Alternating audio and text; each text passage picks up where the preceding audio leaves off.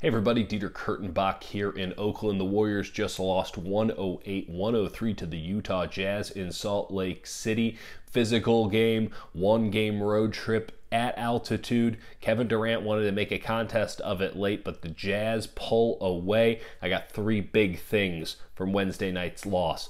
Number one, it was all lost beyond the three-point arc. The Jazz only made 16 threes, not the most incredible number you've ever seen, but the Warriors with 10 made three-pointers, and that's the difference in the game. The Jazz didn't even spread it out. They were really just getting it from three guys. They were getting it from Jay Crowder, who had 5 made three-pointers.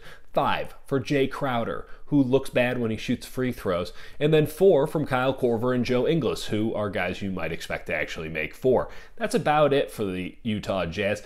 Donovan Mitchell was terrible in the game, but the Warriors did not make the Jazz pay. Jazz extremely physical on defense, take a lot of liberties on that end of the court. They're built with length. At the same time, 10 made three-pointers for the Warriors with 5 of them coming from Stephen Curry. That's just not enough. I understand that the Warriors are kind of zagging when everyone else is zigging towards the three-point line, trying to shoot more mid-range shots, trying to just take the open shot, but not getting up enough attempts from beyond the arc. That is a recipe for failure in the modern NBA. Second point, Klay Thompson ain't right. Now, I have to say this. Klay Thompson was outstanding on defense on Wednesday night. Donovan Mitchell's bad evening, a lot of that has to do with Klay Thompson. At the same time, Klay Thompson is shooting 34% from beyond the arc this season.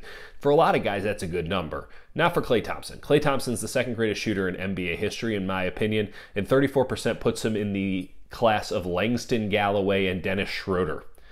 That's not where Klay Thompson belongs. 34% is wrong. He's taking too many mid-range shots. He didn't take a lot of shots against the Jazz. Just things seem out of sync. The Warriors need to figure out a way to get Klay Thompson comfortable and shooting at a nice clip again. In fact, if they can do anything over the next couple of weeks, that should be priority A number one. Get Klay Thompson back into a rhythm, because outside of that game against the Bulls, when was the last time you remember Klay Thompson really going off? In that game, it was against the Bulls, so how much stock can we really put into it? Third point, and I got to be positive here. I got to throw some positivity at the end. Let's not forget it's the Jazz. It's a one-off. Jazz take a lot of liberties, as I said before, on the defensive end. They do the same on the offensive end. There are push-offs left and right, playing at elevation. It's a Wednesday in December. The Warriors are going to be fine. At the same time, I want to shout out Stephen Curry for a really nice game, especially defensively. I thought he was excellent against Ricky Rubio.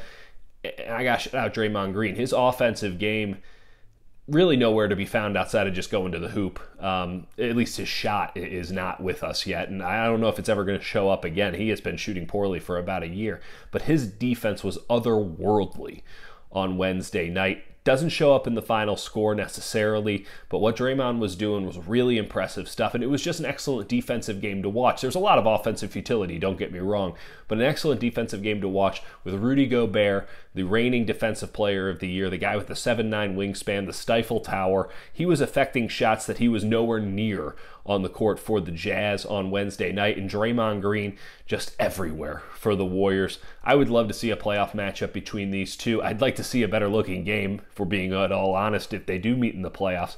But at the same time, you got to take the positives of it, and Draymond Green looks like if he can get that shot back, he is going to be running on all cylinders. Stephen Curry is playing good basketball. Those are the engines of this Warriors team, and they're playing good ball right now. They need everyone else to catch up a little bit. Not a good night for the bench.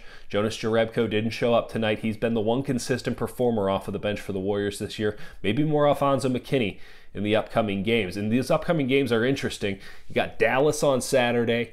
You have the Clippers on Sunday if you want to skip some Bay Area football, because Lord knows it's not very good. You can watch the Warriors and the Clippers, that old rivalry, on Sunday. And then the big one we've all been waiting for, Warriors, Lakers, Christmas Day. A nice little gift to end Christmas Day for y'all. I'm looking forward to that game. I'm looking forward to the games this weekend. We will talk soon.